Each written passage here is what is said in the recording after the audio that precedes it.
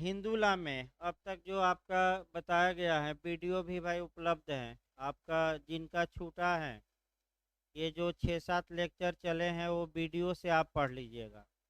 यानी कि अब तक हमने हिंदू लॉ में जो बताया है कि हिंदू लॉ एक पर्सनल लॉ है या फैमिली लॉ है या व्यक्तिगत विधि है, अर्थात ऐसी विधि जो केवल और केवल हिंदू धर्म के मानने वाले लोगों पर ही लागू होती है। दूसरा हमने बताया था कि हिंदू लॉ पिछली बार आपका बिहार में आया था, लेक्स लोसी है कि लेक्स फोरी, ये बिहार में आया था। तो हिंदू लॉ लेक्स फोरी है। लेक्स फोरी का मतलब ये हुआ कि एक हिंदू कहीं भी जाए विश्व में, ये जो अगर वह हिंदू है, भारत से बाहर जाता है, तो ये जो कानून सब बताया जा रहा है उस पर अप्लाई होगा। यानी कि विश्व में कहीं भी जाए, अमेरिका में ही जाकर बह जाए, जब तक कि वह हिंदू धर्म का त्याग नहीं कर देता, यह कानून क्या होंगे, उस पर लागू होंगे। इसीलिए हिंदू ला पूछे कि कैसी विधि है, लेक्स फोरी है, स्थान विशेष की विधि। तीसरा हमने बताया था कि हिंदू कौन है, इसकी व्यापक चर्चा की थी। फिर हिंदू विध के स्रोत बताए गए थे, प्राचीन और आधुनिक। और अंत में हिंदू विध के स्कूल यानी कि शाखाएं, जैसे मुस्लिम विध का स्कूल आपने देखा, मुख्य रूप से दो स्कूल हैं, एक शिया और एक सुन्नी। और 9वीं शताब्दी में हमने परसों बताया था एक नया संप्रदाय जन्म लिया, मोताजिला। लेकिन मुख्य रूप से दो ही थे, कौन कौन, शिया सुन्नी। फिर शिया में बंटवारा हुआ, फिर सुन्नी आपस में बट गए। लेकिन जहाँ तक हिंदू विध की बात है, हिंदू विध में केवल दो स्कूल, दो पद्धतियाँ या दो विचारधाराएं हैं। एक मिताक्षरा है और दूसरा दाय भाग। इसको मैं लिखवाना बाकी है, ये लिखवा नहीं गया है आपका। अब इसमें जो पूछा जाता है, उत्तराखंड पिछली बार पूछा गया था, रचनाकार पूछे गए थे, तो मिताक्षरा की रचना किसने की, दाय भाग की किसने की, एकदम रट कर जाइए। मिताक्षरा के विज्ञानेश्वर ने की और दाय भाग की रचना जिमूत वाहन ने। ये कम से कम ये तो याद रहे, कौन उदारवादी हैं कौन रूढ़िवादी हैं। तमाम अंतर हमने 9-10 अंतर आपका बताया था, और वो लिखवाना भी है, बाकी है ये क्वेश्चन। अब चैप्टर वाइज हमें शुरू करना है। देखिए मुख्य रूप से 4-5 चैप्टर आपका पढ़ना है। कुछ चैप्टर ऐसे हैं जो 2-3 दिन में ही निपट जाएंगे, जैसे कि गार्जियनशिप एक्ट है आपका, ये बहुत छोटा है। फिर आपका दत्तक ग्रहण थोड़ा समय लगेगा। एक उत्तराधिकार का कानून है और एक कानून आपका मैरिज का है। यानी कि मुख्य रूप से 4 कानून पढ़ने हैं। उसके बाद थोड़ा बहुत आपका माने सहदायकी पढ़नी है, कोपार्सनरी। फिर कर्ता पढ़ना है यानी कि मुखिया के बारे में। फिर संयुक्त हिंदू परिवार पढ़ना है और ऋण पढ़ना है। इसके बाद अलग से विभाजन पढ़ना है, क्योंकि बिहार में आपका ऋण और विभाजन से भी क्वेश्चन बन रहा है। लेकिन आपका हिंदू विद में आपका जो पहला चैप्टर हम शुरू कर रहे हैं, वह मैरिज कर रहे हैं, यानी कि विवाह। जहाँ तक अब क्वेश्चन का मॉडल देखिए, पहले एक विवाह के बारे में एक दिमाग में भाई कॉन्सेप्ट बनाइए कि ये जो हिंदू, ये जीएस में भी यूपी पीसीएस में पूछा गया था कि हिंदू मैरिज एक्ट किस सन में पास किया गया, सन पूछ लिया था। तो अगर सन पूछे तो आपका 1955, यानी कि जो हिंदू विवाह अधिनियम पारित किया गया, वह 1955 में भारत की संसद ने पारित किया है। तो दो हिंदुओं के बीच विवाह कब संपन्न होगा, उसके लिए क्या क्या शर्तें हैं, कब विवाह विच्छेद की मांग की जा सकती है, उसके लिए क्या प्रावधान है, और विवाह विच्छेदित महिला या पुरुष कब पुनर्विवाह कर सकते हैं, इसके लिए भी प्रावधान है। और कुछ मेंटेनेंस का पूछा जाएगा, यानी कि आपका लास्ट में जो आएगा मेंटेनेंस भी आ जाएगा। इस बार आपका पूछा भी गया था, यानी कि बार काउंसिल ऑफ इंडिया के एग्जाम में वह मेंटेनेंस वाला सेक्शन पूछ लिया था, जो उधर 24 और 25 इत्यादि सेक्शन है एक दो लास्ट में। देखिए, आपका ये जो कानून है ये 18 मई 1955 को बनकर तैयार हुआ। ये डेट याद रखिएगा, 18 मई पूछ सकता है।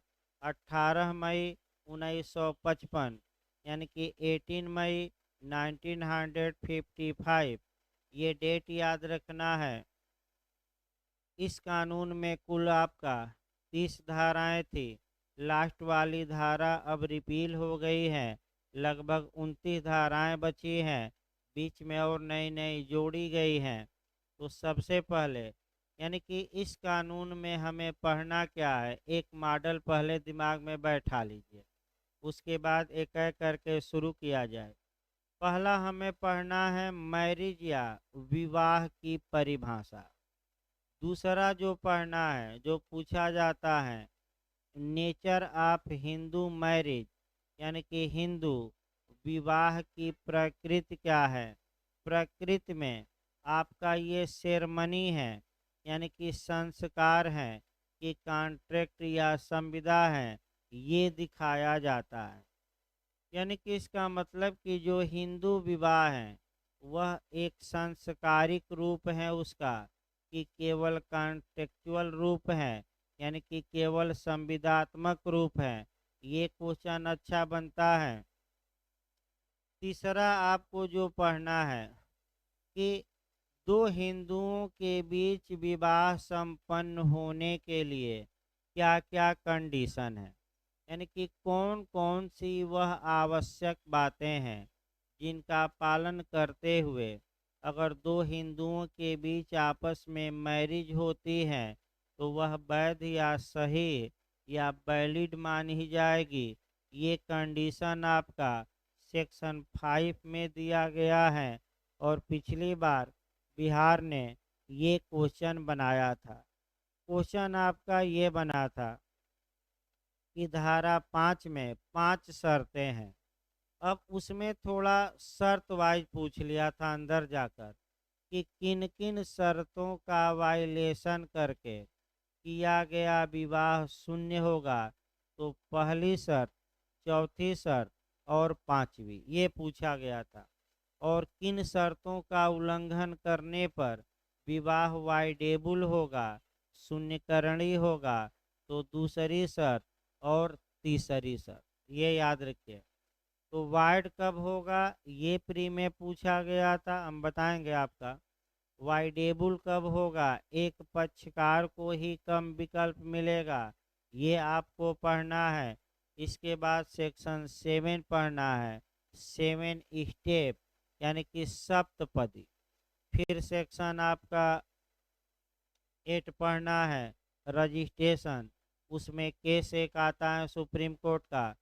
फिर सेक्शन 9 महत्वपूर्ण है, वैवाहिक संबंधों की पुनर्स्थापना, यानी कि विदाई का दावे की मांग की जाती है। फिर सेक्शन 10 भी महत्वपूर्ण है, न्यायिक पृथक्करण। 11-12, कब विवाह शून्य होगा, कब शून्यकरणी। सेक्शन पिछली बार उत्तराखंड पूछा गया है कि शून्य विवाह किस सेक्शन में दिया गया है, कब विवाह शून्यकरणीय होगा, सेक्शन याद करना पड़ेगा। इसके बाद धारा 13 काफ़ी महत्वपूर्ण है। धारा 13 में विवाह विच्छेद के आधार दिए गए हैं, और उन एक एक आधारों को अलग से भी पढ़ना है। कुछ आधार अलग से मेंस में पूछे जाते हैं, जैसे अभित्याग का, वैभियर का, यानी कि त्यजन का। फिर आपका क्रुएल्टी का पूछा जाता है कि क्रूरता आपका व्याख्या करिए। तो क्रूरता की व्याख्या बहुत व्यापक रूप से की जाएगी, और कम से कम 7-8 केस तो आपको पढ़ना ही पड़ेगा। आपका क्रूरता पर आपका केस, लीडिंग केस आपका पढ़ना पड़ेगा। यानी कि धारा 13 में, 13A में, 13B में आपका कुछ ऐसे आधार दिए गए हैं जिन आधारों पर आपका विवाह विच्छेद की मांग की जा सकती है।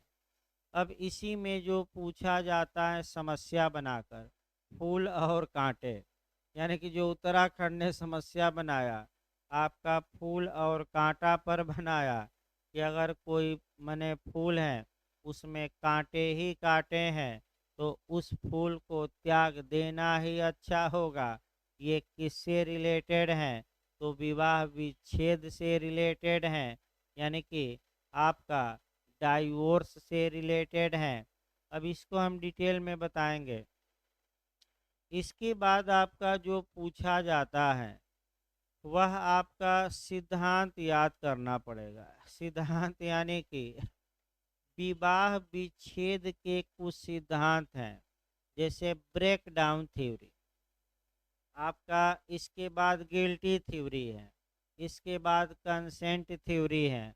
अब ये पूछा जाता है कि दोस्ता का सिद्धांत हुआ, विफल, ब्रेक डाउन माने विफलता, विफलता का सिद्धांत हुआ, या पति पत्नी रजामंद हो गए तो ये सम्मत का सिद्धांत हुआ, कंसेंट थ्योरी, आपस में रजामंद हो गए और रजामंद होने के बाद विवाह विच्छेद कर लिए हैं, ये आपका पूछा जाता है। ये अच्छे से तैयार करना है तीनों सिद्धांत। और केवल सिद्धांत ही नहीं, ये सिद्धांत हिंदू मैरिज एक्ट 1955 के किस सेक्शन में समाहित है?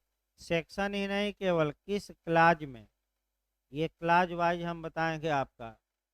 इसके बाद आपका 1976 में एमेंड हुआ है और उसमें आपका 13B जोड़ी गई कि पारस्परिक सम्मत से विवाह विच्छेद। इस पर कमेंट किए हैं प्रोफेसर डोरेट, उनका कोटेशन याद रखिएगा। प्रोफेसर डोरेट का हम कोटेशन बताएंगे। प्रोफेसर डोरेट ये कहते हैं कि 1976 में जो पारस्परिक सम्मत से विवाह विच्छेद का सिद्धांत आया, इस सिद्धांत ने जो हिंदू विवाह संस्कार था उसका मर्डर कर दिया।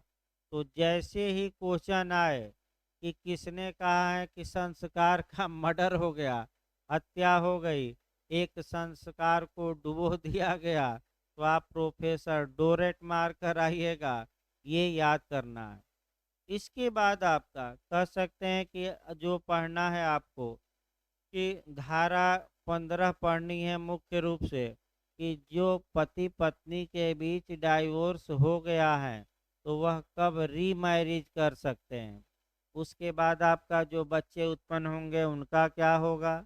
इसके बाद आपका किस न्यायालय में मुकदमा दायर किया जाएगा, कैसे साक्ष्य लिया जाएगा, और मुकदमा के दौरान क्या भरण पोषण दिया जा सकता है कि नहीं दिया जा सकता है। पति मांग सकता है पत्नी से और पत्नी किससे मांग सकती है, पति से। तो यहाँ क्वेश्चन आता है क्या पति अपनी पत्नी से मुकदमा के दौरान कार्यवाहियों के लंबितावस्था में आपका खर्चा या मेंटेनेंस मांग सकता है कि नहीं मांग सकता है। पति भी मांग सकता है, पत्नी भी। सेक्शन इस बार काउंसिल ऑफ इंडिया में आया था, हो सकता है उत्तराखंड और बिहार में भी दे दे, सेक्शन 24। और जब फैसला आता है तब खर्चा इत्यादि 25। एक लाइन याद रखें, अगर मामला पेंडिंग है तब 24 और फैसला आने के बाद 25। यही मुख्य रूप से आपको पढ़ना है। तो एक एक आपका शुरू किया जाए। हाँ, आपका प्राचीन काल से उठाना पड़ेगा। इसमें एक दो बातें और देख लिया जाए तब शुरू किया जाए आपका कानून। इसमें जो महत्वपूर्ण बात है जो डाइवोर्स की, वह मेंस में भी पूछा जाता है। एक तो धारा 13 का क्लाज 1, कंसेप्ट भाई बनाते रहिए, क्योंकि इसके बाद ये आपका 13 का क्लास 1 पढ़ना है, फिर आपका 13(1)(a) पढ़ना है, यानी कि 13(1)(a) पढ़ना है, फिर धारा 13 का क्लास 2 पढ़ना है, और फिर आपका 13(b) पढ़ना है। ये अलग अलग आपको याद रखना है। इसमें देखिए आपका 13(1) में कुल 9 आधार हैं, फिर हम आधार बताते रहें। 13(1)(a) में कुल 2 आधार हैं, 13 के क्लास 2 में कुल 4 आधार हैं, और 13 भी पारस्परिक सम्मत से, इसमें आधार की कोई बात नहीं है भाई, हम लोग साथ रहना नहीं चाहते, अतः हमारा विवाह क्या कर दिया जाए, तोड़ दिया जाए, हम लोग अब साथ रहना हमारा संभव।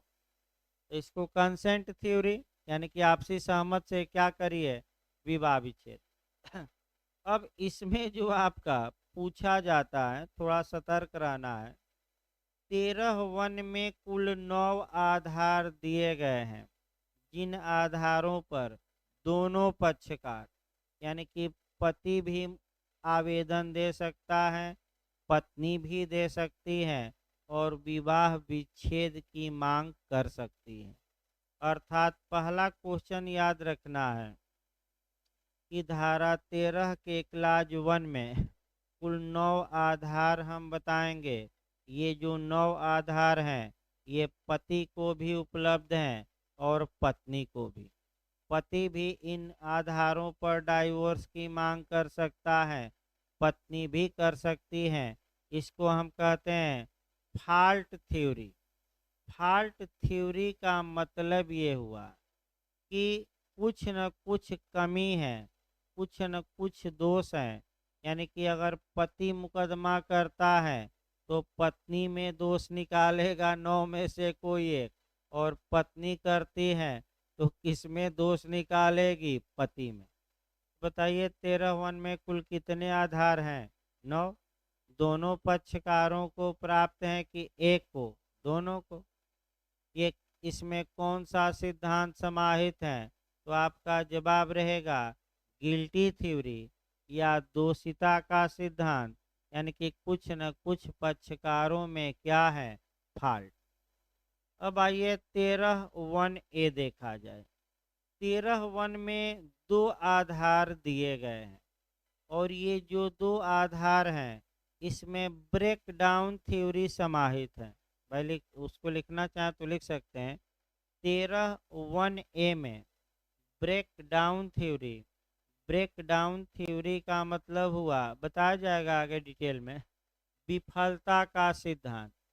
विफलता का सिद्धांत का मतलब ये हुआ कि कुछ न कुछ आपका माने विवाह विफल हो गया है कुछ कारणों से, तो इसको हम कहते हैं ब्रेक डाउन थ्योरी।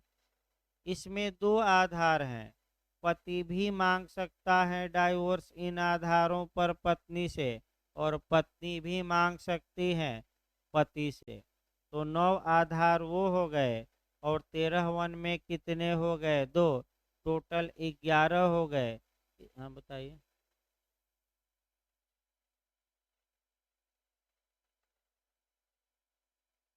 कौन, देख लेंगे इसको, हो सकता है भाई। देखिए, हाँ कुष्ठ रोग वाला था, हो सकता है, देख लेंगे इसको आगे। देखिए अब ये 2 आधार हैं जो दोनों को प्राप्त हैं, आपका पति को भी और पत्नी को भी। इसके बाद आपका आता है 13 का क्लास 2, ये भी काफी महत्वपूर्ण है। इसमें पति पत्नी दोनों को प्राप्त नहीं आधार, केवल पत्नी को प्राप्त हैं, यानी कि पत्नी आपका 13 के क्लास 2 में दिए गए 4 आधारों में से किसी आधार पर विवाह विच्छेद का मुकदमा कर सकती हैं।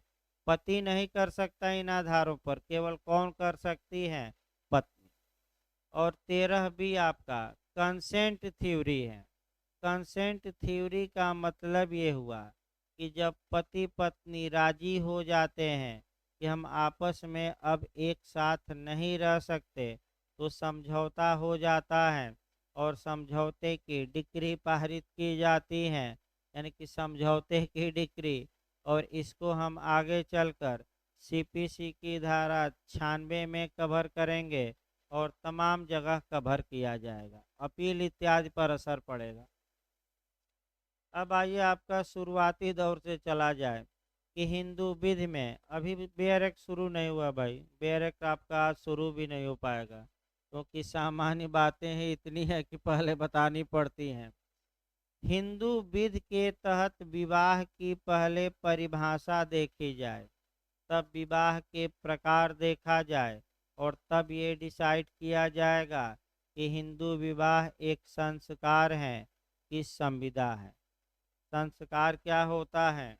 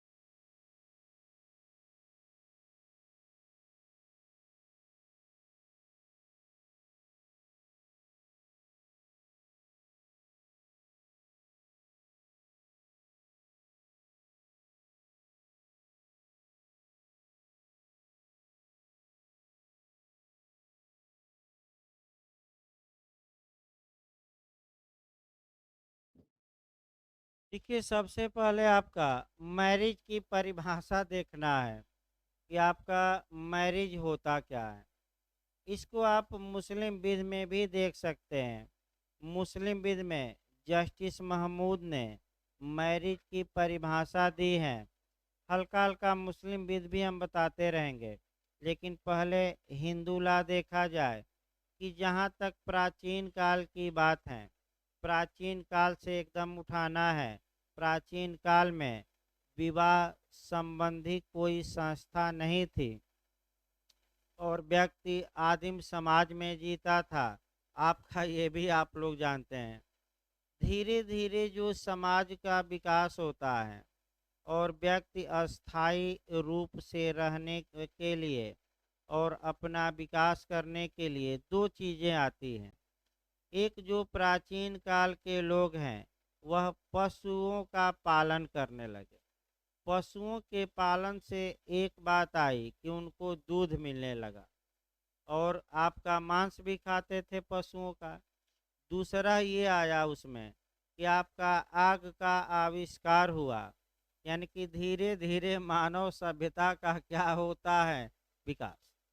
और मानव सभ्यता के विकास के साथ साथ एक व्यवस्थित जीवन जीने के लिए मानवों ने विवाह नामक संस्था को जन्म दिया। तो हिंदुओं में विवाह किसे कहा जाएगा, कितने प्रकार के विवाह उस समय थे, तो उस समय टोटल 8 प्रकार के विवाह थे। उसी में आपका क्वेश्चन बनता है। लेकिन सबसे पहले विवाह की परिभाषा देखिए। जो विवाह का मतलब क्या हुआ, मैरिज का मतलब क्या हुआ, तो जो प्राचीन काल में आपका माना जाता था, वैदिक काल में, कि पिता द्वारा अपनी कन्या को सुयोग्य वर के हाथों में सौंप दिया जाता था, और वह जो वर होता था वह पति कहलाता था।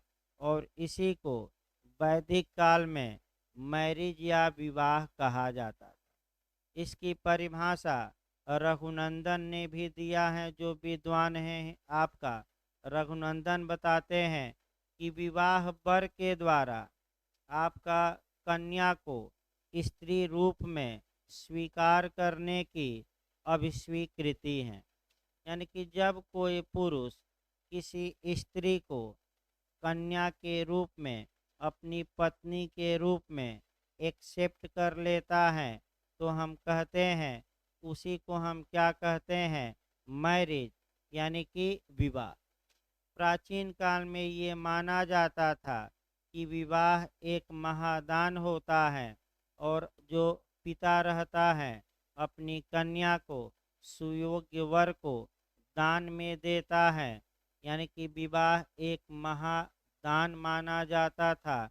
इसमें कोई शक नहीं है। प्राचीन काल में आपका जो ये माना जाता था, आपका प्राचीन काल में हिंदू विध में, कि कोई भी कार्य अगर पुरुष करता है तो वह बिना पत्नी के सफल नहीं होगा। यानी कि जब भी कोई धर्म कार्य किया जाए तो पति और पत्नी दोनों मिलकर धर्म कार्य करेंगे, और इसके लिए यह आवश्यक है कि उस पुरुष का मैरिज हुआ हो, विवाह हुआ हो।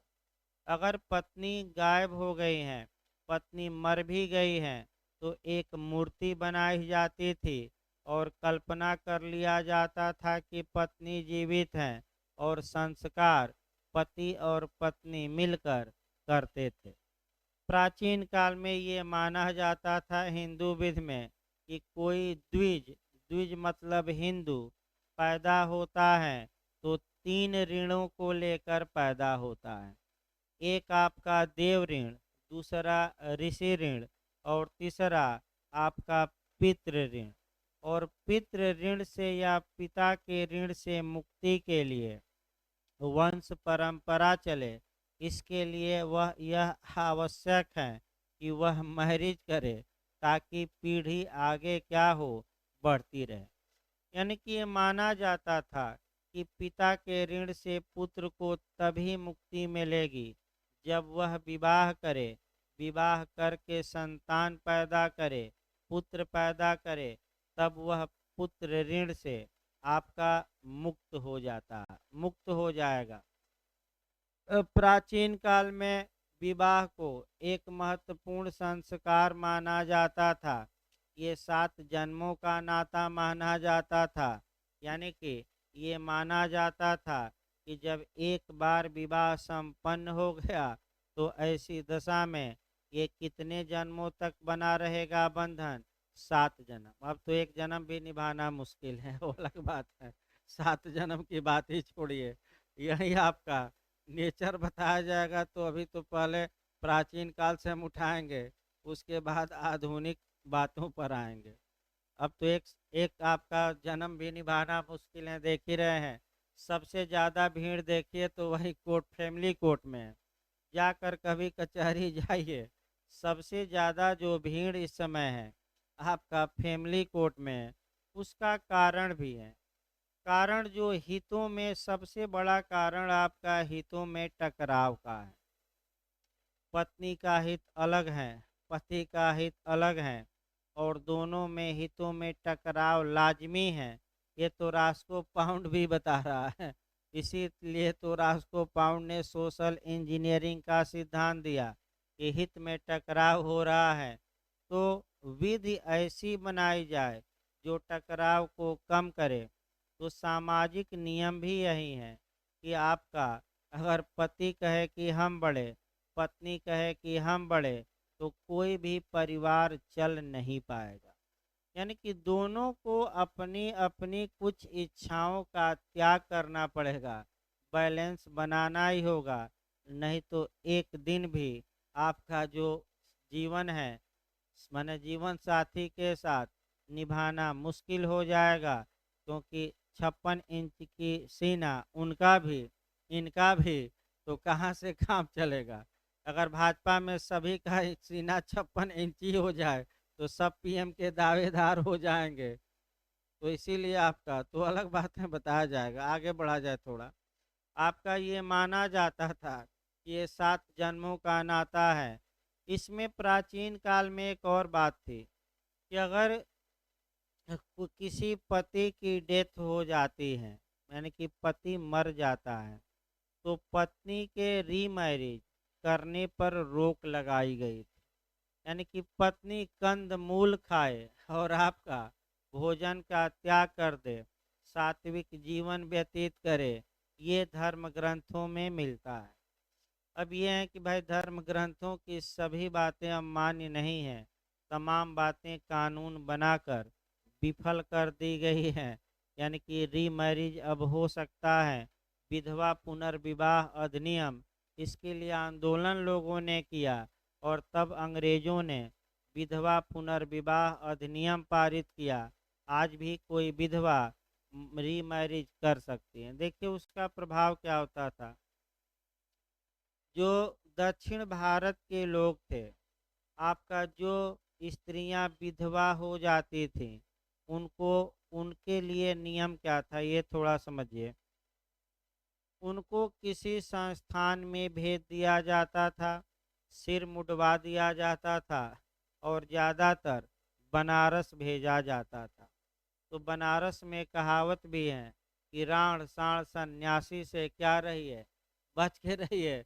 यानी कि इसका मतलब ये हुआ कि जो दक्षिण भारत में आपका महिलाएं विधवा हो जाती थी, उनको आपका सत्कर्म करने के लिए आपका बनारस में भेजा जाता था वहाँ के लोग। अब ऐसी कंडीशन में उन महिलाओं का शोषण ज़्यादा होता था, यानी कि शारीरिक शोषण होता था और कोई देखने वाला नहीं था।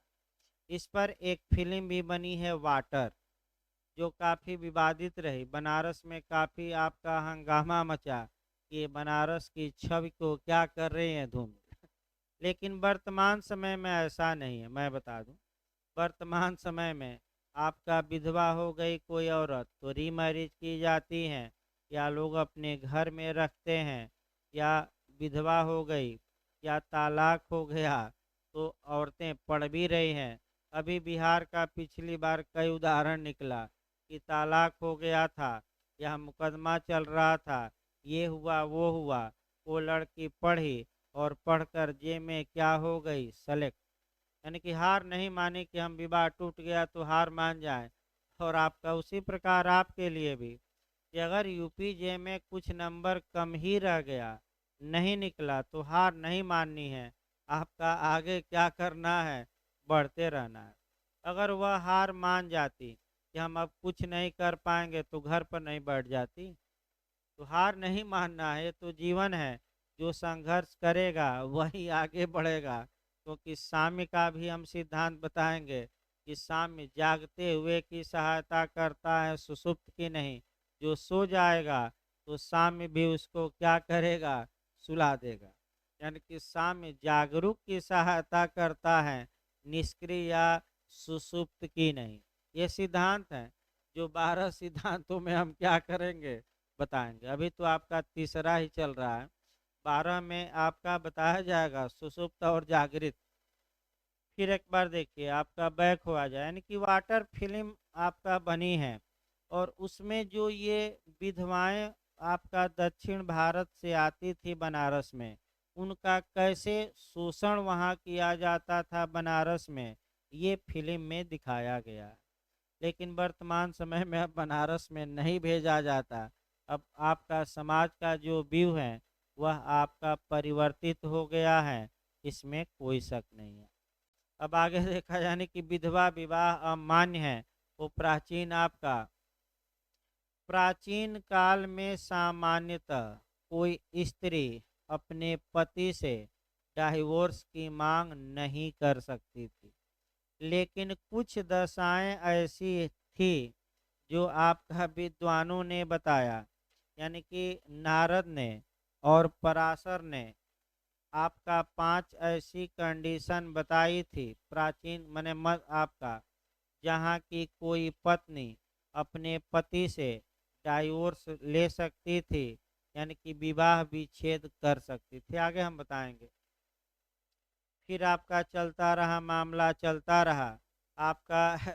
एक और एक नियम जानना है शुरुआती दौर में कि हिंदुओं में बहुविवाह प्रचलित था, यानी कि एक पुरुष कई महिलाओं से विवाह कर सकता था और एक महिला भी कई पुरुषों से विवाह कर सकती थी। इसका अच्छा उदाहरण महाभारत में है द्रौपदी का, कि एक स्त्री ने 5 पुरुषों से विवाह किया। और आपका यानी कि एक पुरुष कई स्त्रियों से मैरिज कर सकता था 18 मई 1955 के पूर्व।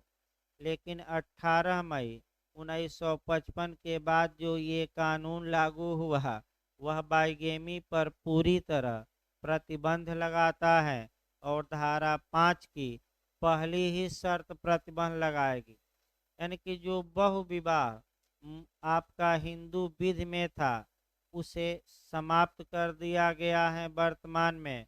तो बहुविवाह पर, बाइगेमी पर कौन सी धारा प्रतिबंध लगाती है? तो आपका धारा 5 की कौन सी कंडीशन है? पहली। उस पहली कंडीशन आपको ज़्यादा डिटेल में पढ़नी पड़ेगी, एक दो दिन में आ ही जाएगा, क्योंकि ये कंडीशन आपका आईपीसी से जोड़ना है, आईपीसी से जोड़ना है, तमाम जगह से जोड़कर पढ़ना है।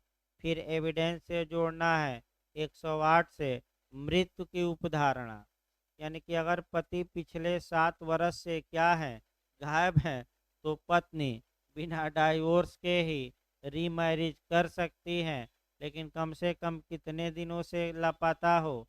7 साल, क्योंकि 7 साल बाद ये मान लिया जाता है कि क्या हो गई है, डेथ। अगला देखिए आपका, आगे बढ़ा जा भाई। आपका जहाँ तक हिंदू विध की बात है ये हमने बताया आपका। अब हिंदू विध के तहत जो प्राचीन काल था उसमें 8 प्रकार के विवाह थे, जिसमें 4 को मान्यता प्रदान की गई थी, 4 को नहीं की गई थी। यानी कि 4 विवाह ऐसे थे जो समाज में उस समय वैलिड थे और 4 विवाह क्या थे? इनवैलिड। अब जो बिहार और उत्तराखंड क्वेश्चन बनता है, देखिए मॉडल आपका, निम्नलिखित में से कौन सा विवाह प्राचीन काल में वैध था? तो 4 ऑप्शन में से एक वैध वाला रहेगा और 3 अवैध। ये उत्तराखंड का मॉडल है। या निम्नलिखित में से कौन विवाह वैध नहीं है? तो 4 ऑप्शन देगा, 3 वैध विवाह वाला देगा और एक आपका अवैध वाला। ये मॉडल आपका बिहार और उत्तराखंड में बना है। तो जो अब बंटवारा कर लेना स्पष्ट, और 8 विवाहों को एक एक लाइन केवल जानना है, ज़्यादा नहीं। तो पहला विवाह आपका ब्रह्म विवाह देखा जाए। ब्रह्म विवाह का मतलब क्या हुआ ये थोड़ा समझिए। मान्य विवाह चल रहा है 4, पहला ब्रह्म विवाह है। इसमें होता क्या था कि जो वेद वेद का ज्ञाता था, आपका सदाचारी पुरुष, आपका जो कन्या का पिता होता था, उस पुरुष से अपनी कन्या का विवाह करता था। यानी कि वर्तमान समय में हम कह सकते हैं जो पढ़ा लिखा व्यक्ति है सुयोग्य है उससे कन्या का जो पिता है अपनी कन्या का विवाह करता था, कन्यादान दे देता था। किसको? जो सुयोग्य वर हो, यानी कि जो वेद का उस समय क्या हो, ज्ञाता। इस विवाह को ब्रह्म विवाह कहते थे। और ये सबसे अच्छा विवाह माना जाता है कि एक सुयोग्य वर को अपनी कन्या को क्या करना, दान में देना। दूसरा दैव विवाह है। दैव विवाह का मतलब ये हुआ कि एक वर है, पुरुष है, जो यज्ञ कर रहा है और उस यज्ञ के दौरान कोई पिता उस पुरुष को अपनी पुत्री को दान में दे देता था। इसे हम क्या कहते थे? दैव विवाह। यज्ञ करते हुए या यज्ञ जो पुरुष कर रहा है उससे क्या किया जाता था? विवाह किया जाता था। तो हम क्या कहते हैं इसे? दैव। तीसरा आपका कह सकते हैं कि आर्ष विवाह। ये जो आर्ष विवाह है आपका, इसमें देखिए क्या होता था। इसमें बदले में लिया जाता था, यानी कि जो लड़की का पिता था वह वर से या तो गाय लेता था या बैल लेता था। यानी कि लड़की का पिता वर से या तो गाय लेता था या बैल लेता था और अपनी लड़की का कन्यादान वर को कर देता था। लेकिन एवज में लिया जाता था, क्या लिया जाता था? या तो गाय या क्या लिया जाता था? बैल। तब इसे आर्ष विवाह कहा गया। और चौथा प्रजापत्य विवाह। प्रजापत्य विवाह का मतलब कि लड़की का पिता है अपनी कन्या को किसी पुरुष को देता था और ये कहता था कि तुम लोग साथ साथ आपका कह सकते हैं कि धर्माचरण करो, धर्म का पालन करो। यानी कि ये भी कन्यादान था। लेकिन आपका ये कहा जाता था, विवाह तो किया जाता था और पुरुष से ये कहा जाता था कि तुम मेरी बेटी के साथ विवाह कर रहे हो और तुम लोग साथ साथ अपने धर्म का क्या करो, पालन। तो पहले विवाह में क्या होता था? जो का ज्ञाता था व्यक्ति आपका, उससे विवाह ब्राह्म विवाह हो गया। दैव में यज्ञ जो करता था उससे विवाह, तो ये दैव विवाह। आर्ष में क्या होता था? गाय या बैल लेकर विवाह पिता लेता था लड़की का। और प्रजापति विवाह में कई विवाह कर दिया जाता था, आशीर्वाद दे दिया गया कि तुम साथ साथ रहो और साथ साथ अपने धर्म का क्या करो, पालन। ये चार विवाह प्राचीन काल में क्या थे? समाज में मान्यता प्राप्त थे। मैंने इन चार विवाहों को अच्छी दृष्टि से क्या किया जाता था? देखा जाता था। अब चार विवाह अगले देखिए जो अमान्य थे। अमान्य थे चार प्रकार के विवाह जिसे समाज अच्छी दृष्टि से नहीं देखता था। आपका पहला है आसुर विवाह। आसुर विवाह का मतलब ये हुआ कि आपका कि पति कन्या के पिता को धन देता था और उसकी कन्या से विवाह करता था। यानी कि एक लाइन बस याद रखिए कि कन्या के पिता को धन देकर और कन्या से विवाह करना ही आपका आसुर विवाह कहा जाता है। एक प्रकार से ये कहिए कि कन्या को क्रय करना कहिए। और जो कन्या के क्रय के लिए मूल्य दिया जाता था वो डायरेक्ट कन्या को न देकर आपका वधू के किसको दिया जाता था? पिता को या गार्जियन। और इस विवाह को हम क्या कहेंगे? आपका आसुर विवाह। ये अमान्य था, माने इसको हीन दृष्टि से देखा जाता था, अच्छा नहीं माना जाता। आपका गांधार्व विवाह, ये तो सभी लोग जानते होंगे, हमें नहीं लगता कि आप कोई न जानता हो। गांधर्व विवाह यानी कि कृत्रिम विवाह। कहाँ आपका? तो समतुल्य कहे कि वहीं कह देंगे। तो भाई समतुल्य लगाना पड़ेगा ना। देखिए आपका गांधर्व विवाह के लिए आपका थोड़ा सतर्क रहिए। यानी कि जब पुरुष और स्त्री आपका कह सकते हैं कि आपस में प्रेमवश विवाह कर लेते हैं, तो उसको गांधर्व विवाह कहते हैं। यानी कि पुरुष ने महिला को माला पहना दिया, महिला ने पुरुष को पहना दिया और कहा कि ये जो चांद तारे हैं इनको साक्षी मानकर, ये पेड़ पौधों को साक्षी मानकर हम लोग क्या कर रहे हैं, विवाह। इस दीवाल को साक्षी मानकर हम आपस में क्या कर रहे हैं, विवाह।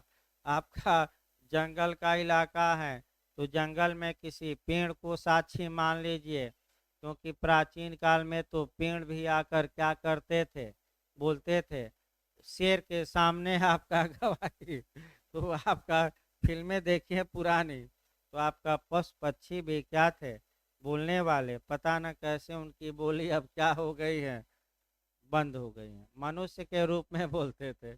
अब दैवीय कृपा हो सकता है न हो किसी के ऊपर, उससे हमें मतलब नहीं है, क्योंकि खतरनाक चीज़ें ये सब, इससे थोड़ा दूर रहा जाए। बहुत आपका कह सकते हैं कि भयानक भयानक चीज़ें हैं।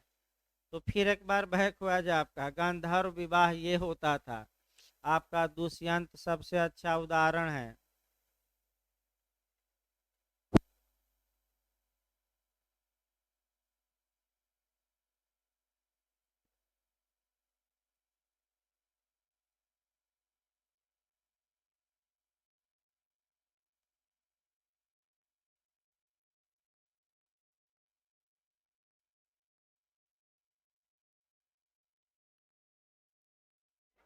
केवल सुन लीजिए, विवाह आठों, चार वैध और चार अवैध, चार मान्य और चार अमान्य।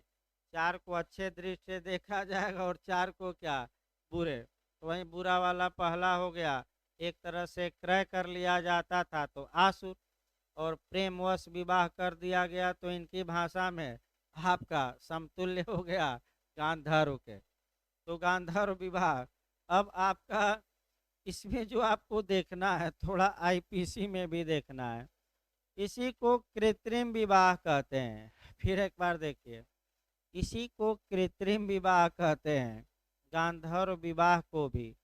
यानी कि जो विवाह के शर्तें हैं उसकी पूर्ति न की जाए और कह दिया जाए कि हम तुम क्या हो गए हैं, विवाहित। इसी को आर्टिफिशियल विवाह कहते हैं, गांधर्व विवाह। तो आईपीसी में याद रखिए आपका, फिर एक बार आईपीसी में सेक्शन याद रखिए 493, विवाह का कहा कि हम विवाह कर लिए हैं, रिलेशन बनाए और विवाह संपन्न हुआ ही नहीं है, तो 493 यानी कि आपका लागू होगी। और 493 एक डेड एविडेंस है, नहीं डेड सेक्शन माना जाता है, मृत नहीं है, मृत प्राय धारा। मृत प्राय मतलब मृत के समान, मरा नहीं है। लेकिन चूंकि यही कार्य दुराचार में भी चला जाता है तो 493 में दंड कम है तो कम लगाई जाती है।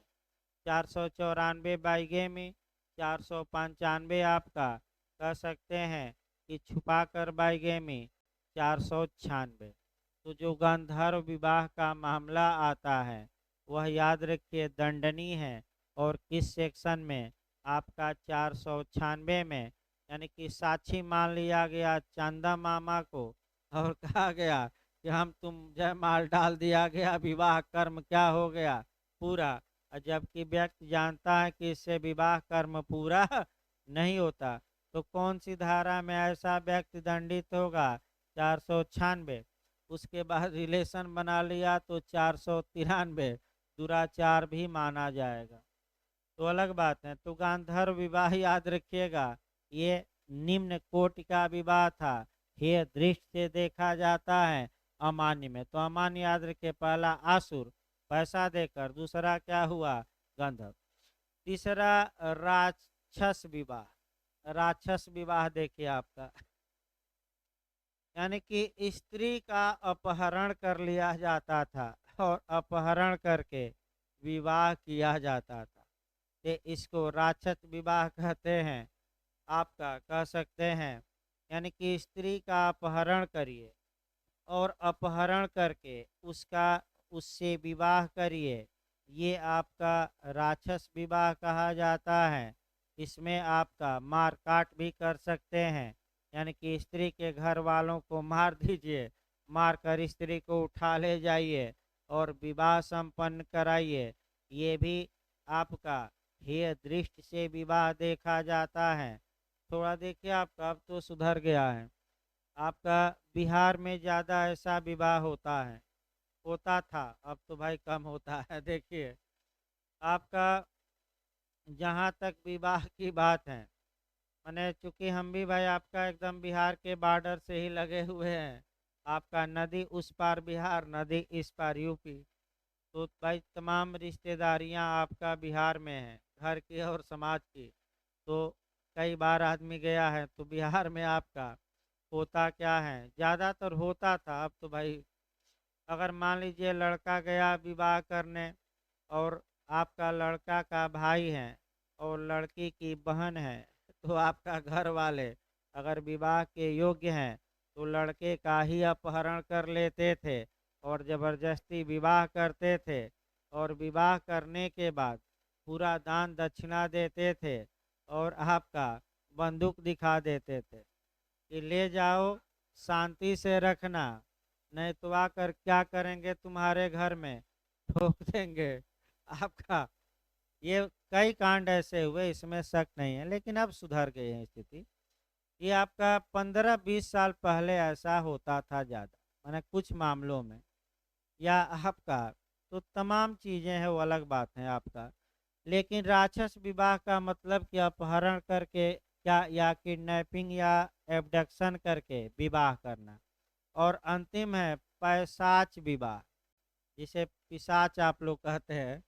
पैशाच विवाह में क्या होता था, ये सबसे निकृष्ट कहिए, आपका सोती हुई स्त्री से विवाह कर लेना और रिलेशन बनाना, स्त्री को नशीला पदार्थ खिलाकर उससे विवाह करना इत्यादि।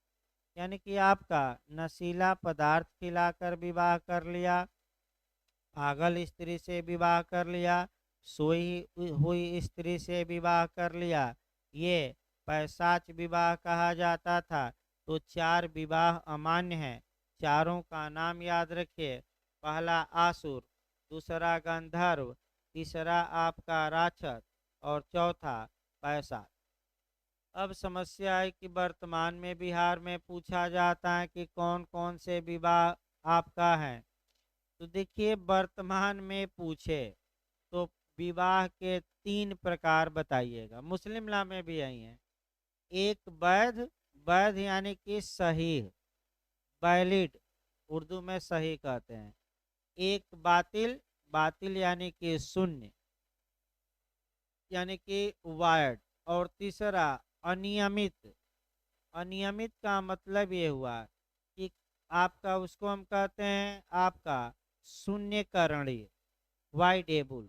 3 याद रखिएगा, वर्तमान में पूछे वैध, शून्य और शून्यकरण। पिछली बार आपका ये क्वेश्चन बिहार में पूछा गया था, हिंदू लॉ में न पूछकर मुस्लिम लॉ में पूछा गया था। तो लास्ट में मुस्लिम लॉ भी जान लीजिए आपका। देखिए क्या पूछा गया था, जो शिया संप्रदाय है उसमें विवाह 2 प्रकार का होता है, और जो सुन्नी संप्रदाय है उसमें विवाह आपका 3 प्रकार का। यही आपका पूछा गया था और सतर्क रहना है। अब समस्या ये है कि बिहार में पिछली बार जो क्वेश्चन आया, आपका किस संप्रदाय में पूछा जा रहा है ये नहीं बताया, यानी कि बिना आपका संप्रदाय बताए विवाह का प्रकार बता दिया। तो भाई आपका संप्रदाय बिना अगर लिखे विवाह का प्रकार बताए, तब तो समस्या है ही कि शिया वाला माना जाए कि सुन्नी वाला, ये समस्या उत्पन्न होती है। तो शिया विधि में 2 प्रकार का जो विवाह है, एक सही, सही यानी कि वैध, और एक जो है आपका बातिल, बातिल को हम कहते हैं शून्य या वाइड, उसका कोई मतलब नहीं है। लेकिन आपका वैध, भाई देखिए उर्दू में वैध ना पढ़िएगा, सही ही पढ़िएगा, और शून्य न पढ़कर क्या पढ़ना है, बातिल, बातिल कोई शून्य। हाँ, जो सुन्नी विधि हैं ये दोनों तो रहेगा ही। एक इरेगुलर, इरेगुलर मतलब अनियमित विवाह। अनियमित विवाह का मतलब ये हुआ कि कुछ फॉल्ट हैं, लेकिन अगर उस फॉल्ट को दूर कर दिया जाए तो वह विवाह वैध हो जाएगा, सही हो जाएगा। जैसे उदाहरण के रूप में, एक पुरुष पहले से ही 4 स्त्रियों से विवाहित है और 5वीं स्त्री से उसी समय मैरिज करता है, तो शिया विध के तहत 5वां विवाह शून्य होगा, लेकिन सुन्नी विध के तहत शून्य न होकर अनियमित होगा। तो ये अनियमितता जैसे ही दूर हुई, ये विवाह वैध हो जाएगा 5वां। कैसे?